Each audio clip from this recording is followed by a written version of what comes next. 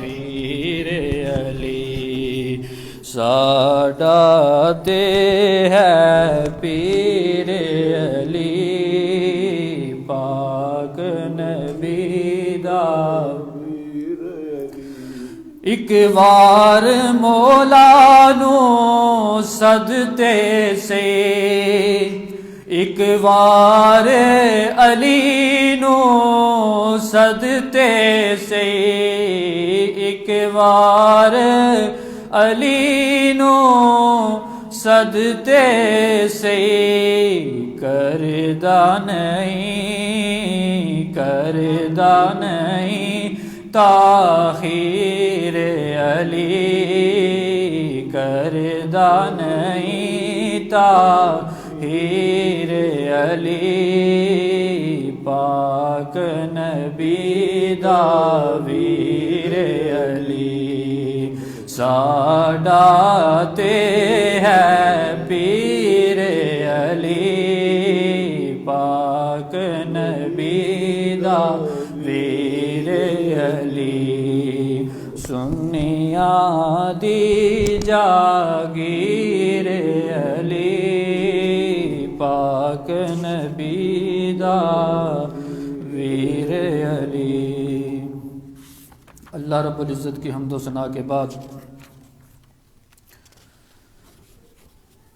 نبی اکرم صلی اللہ علیہ وسلم کی بارگاہ کے اندر ہدیہ صلاۃ والسلام پیش کرنے کے بعد دوران خطبہ جو آیہ کریمہ پڑھی،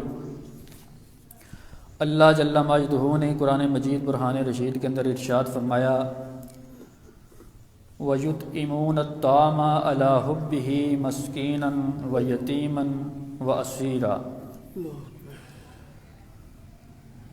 وہ لوگ جو اللہ رب العزت کی محبت کے اندر اس کی رضا کو چاہتے ہوئے مسکینوں کو، یتیموں کو اور قیدیوں کو کھانا کھلاتے ہیں،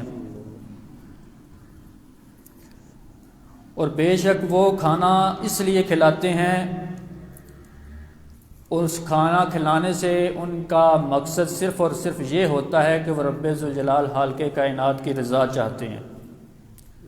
یہ آیہ کریمہ جو ہے سیدنا علی المرتضیٰ شیر خدا کرم اللہ وجہہ الکریم اور آپ کی زوجہ حضرت فاطمہ الزہرا خاتون جنت رضی اللہ تعالی عنہا کی شان کے اندر نازل ہوئی۔ حضرت علی المرتضیٰ شیر خدا کرم اللہ وجہ الکریم صحابہ کرام کے اندر وہ مقام رکھتے ہیں، وہ مرتبہ آپ کو حاصل ہے کہ جتنے فضائل اور جتنے کمالات احادیث کے اندر، قرآن کے اندر آپ کے بیان کیے گئے کسی اور صحابی کے فضائل آپ کی بنسبت نہیں بیان کیے گئے۔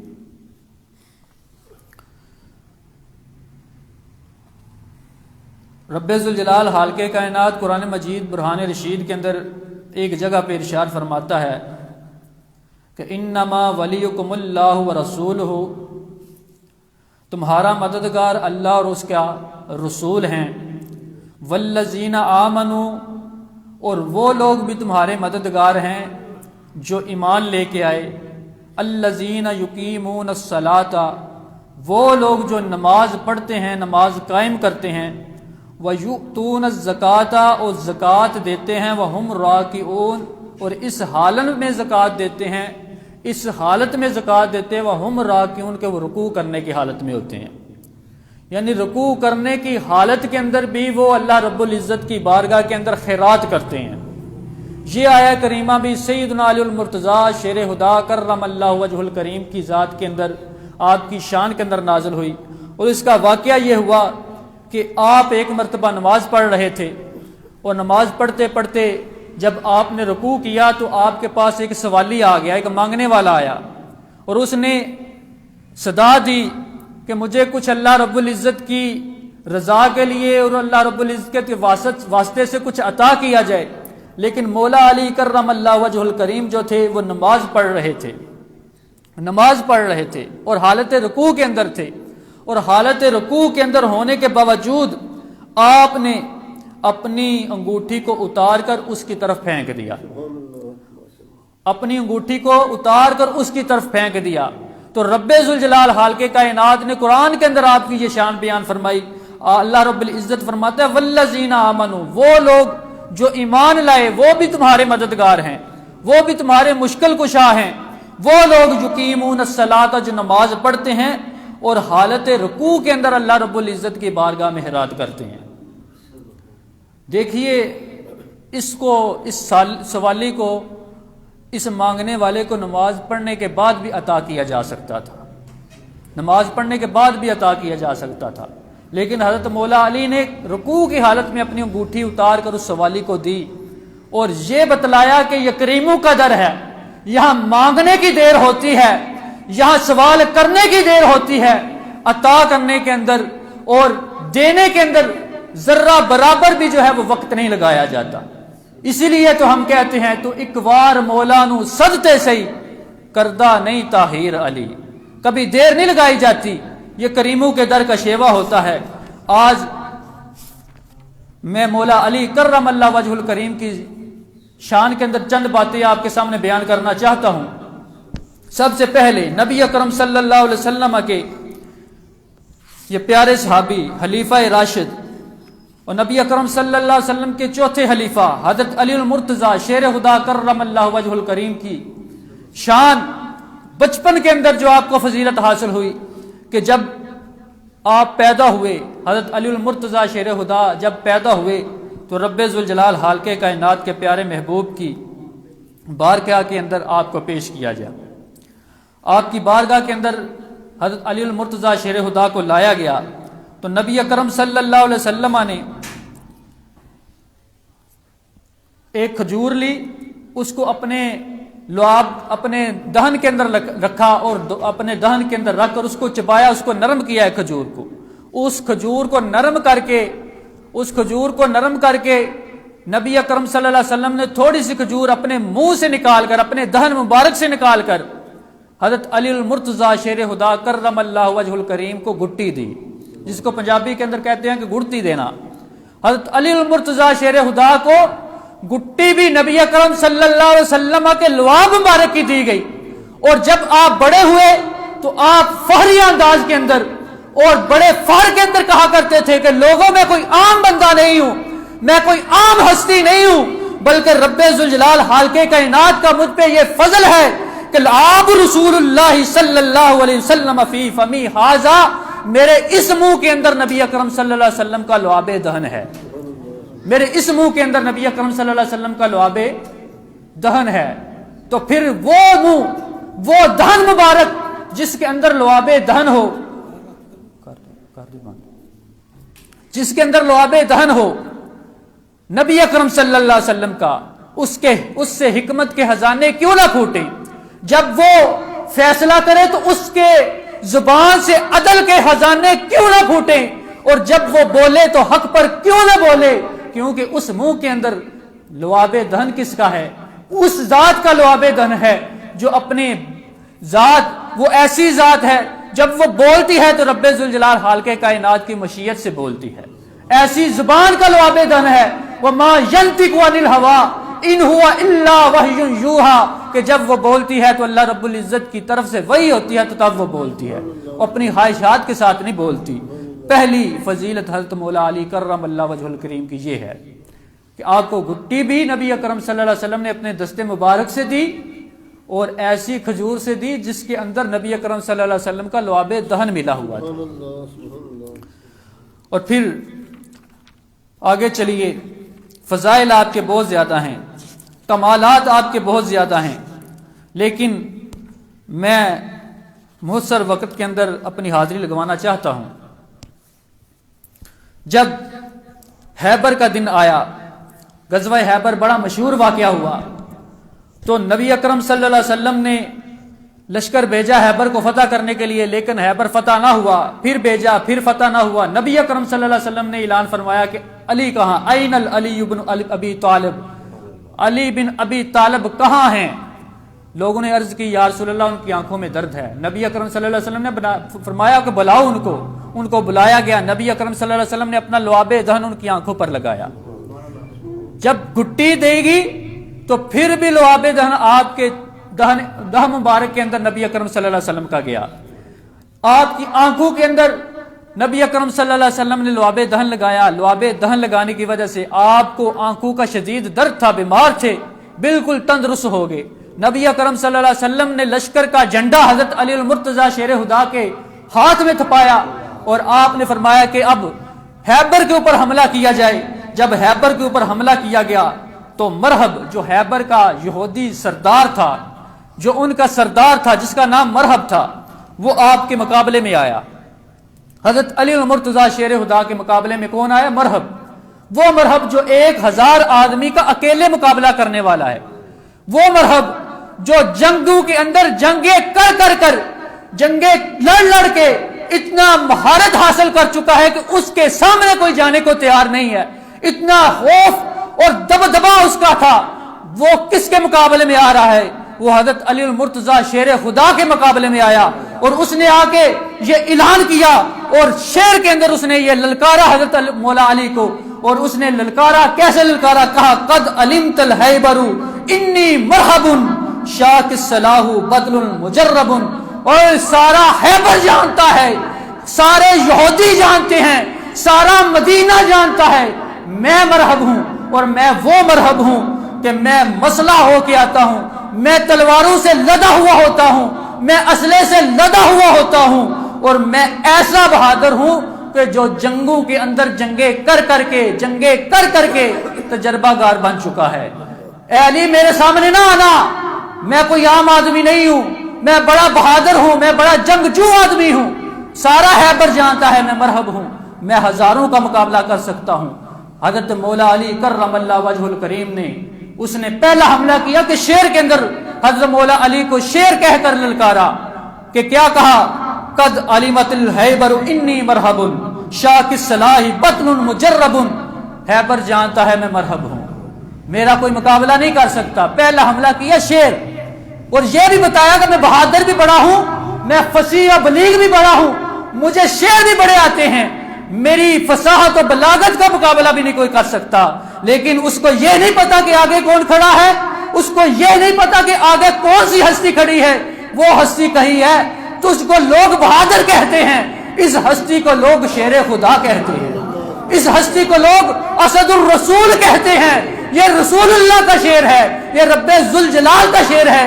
پہلا حملہ اس نے کیا، شیر کہا، شیر کے ساتھ للکارا، مولا علی نے شیر کہہ کر اس کا جواب دیا، اور آپ نے کہا انا الذی سمتنی امی حیدرا کلیت الغابات الکریہ المنظرا، اے مرحب سن، تو شیر کہہ کر مجھے للکار رہا ہے، میں بھی شیر کہہ کے تجھے جواب دیتا ہوں۔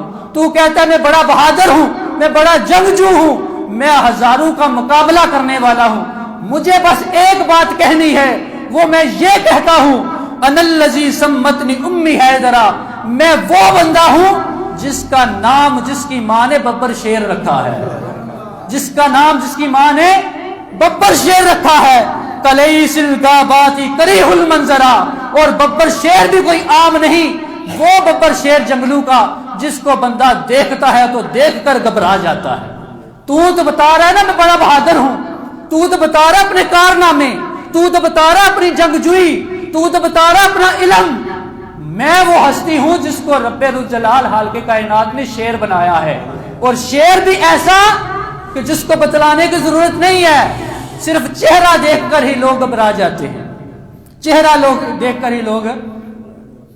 اس لیے فقیر نے کہا کہ مٹ گئے مرحب کہیں سن کے ان کا نام پاک، آج بھی زندہ بدن میرے حیدر کرار ہے.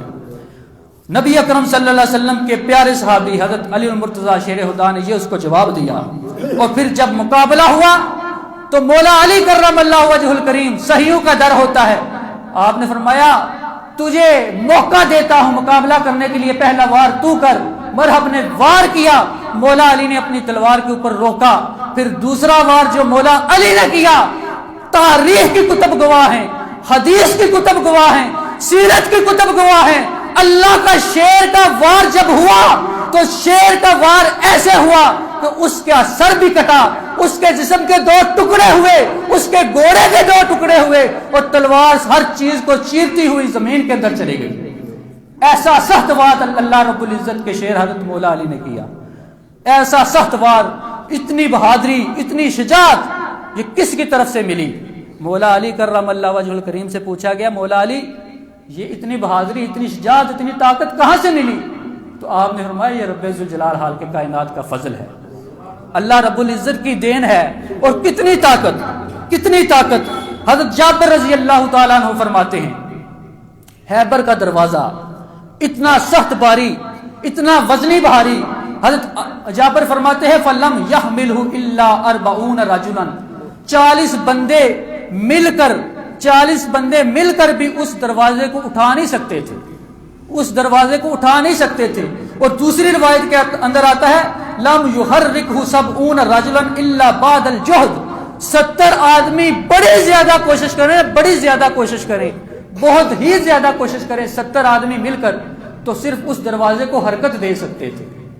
تو حضرت مولا علی نے جب خیبر کو للکارا اور جب خیبر کے اوپر حملہ کیا تو وہ دروازہ جس کو 40 آدمی حرکت نہیں دے سکتے، جس کو 70 آدمی حرکت نہیں دے سکتے، دائیں ہاتھ کے ساتھ نہیں بائیں ہاتھ کے ساتھ آپ نے پکڑ کر اس کو اٹھا لیا. اور خیبر کو للکارنا تو میرے مولا علی کے بائیں ہاتھ کا کھیل ہے.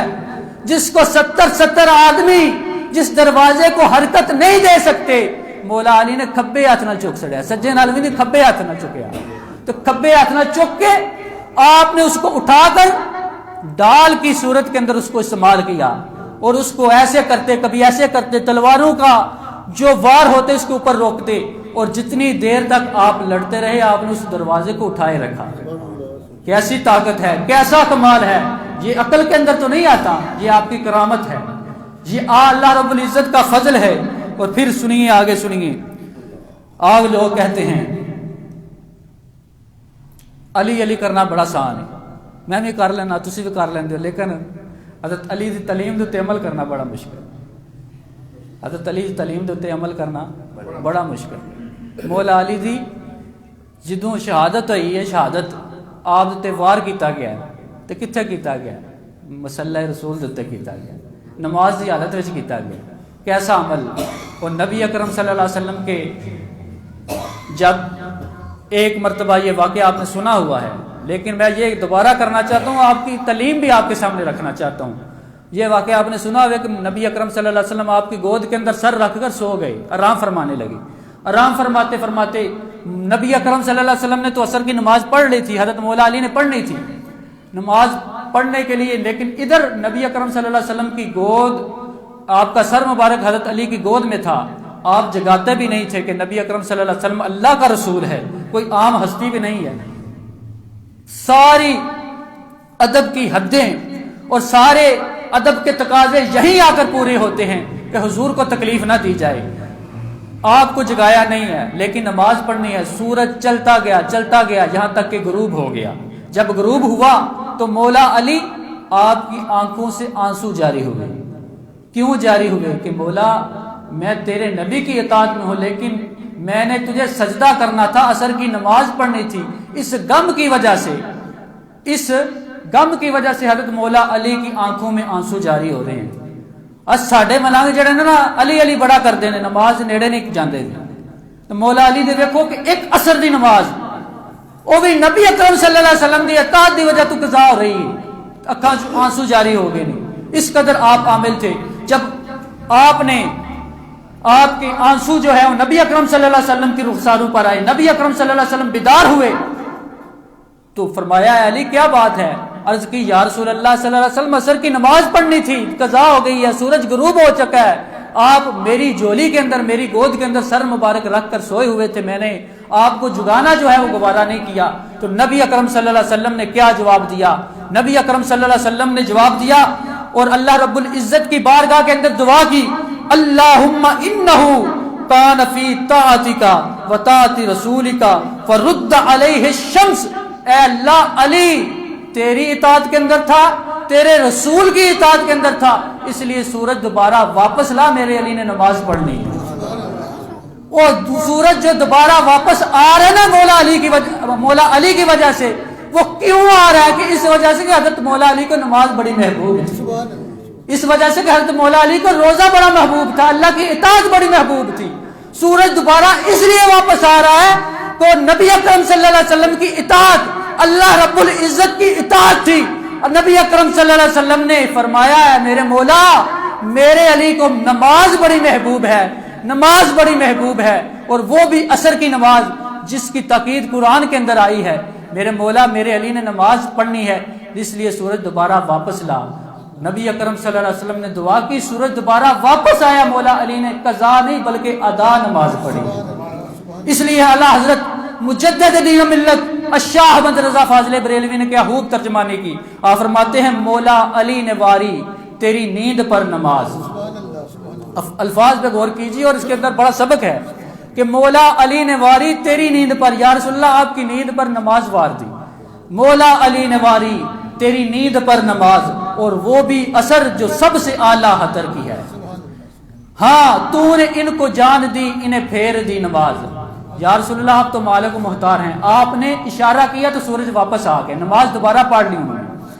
ہاں تو نے ان کو جان دی انہیں پھیر دی نماز، پر وہ تو کر چکے جو کرنی بشر کی ہے. ثابت ہوا کہ جملہ فرائض فروع ہیں، اصل الاصول بندگی استاج ور کی ہے. حضرت فرماتے ہیں کہ مولا علی نے ایک تعلیم یہاں پر یہ بھی دی کہ مجھے نماز سے بڑا پیار تھا، عصر کی نماز تھی، بڑا پیار تھا، بڑی محبت تھی، لیکن نبی اکرم صلی اللہ علیہ وسلم کی اطاعت کے اندر میں نے عصر کی نماز ترک کر دی، اس کو نہیں پڑھا. بڑی اچھی نماز تھی، بڑی تقید والی نماز تھی، نہیں پڑھا. اور میں بتلانا یہ چاہتا ہوں کہ ساری بندگیوں کا نچوڑ یہ ہے، ساری بندگیوں کا عرق یہ ہے کہ نبی اکرم صلی اللہ علیہ وسلم کی اطاعت کی جائے. ثابت ہوا کہ جملہ فرائض فروع ہیں، اصل الاصول بندگی استاج ور کی ہے. یہ مولا علی کی شان ہے. اور پھر آپ کی تعلیم کے اندر ایک اور چیز،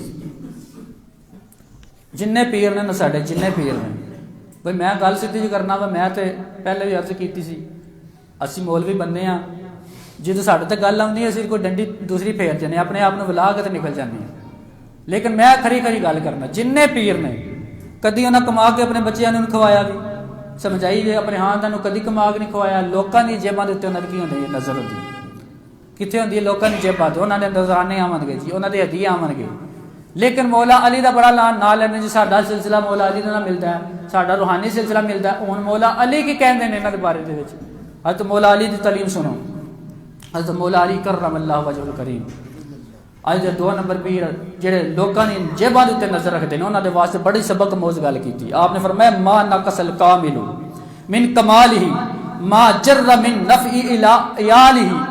کبھی بھی کامل بندہ، کبھی بھی بزرگ بندہ اس کی عزت کے اندر اس کی توقیر کے اندر کمی نہیں آتی جب وہ کما کے اپنے بچوں کو کھلاتا ہے۔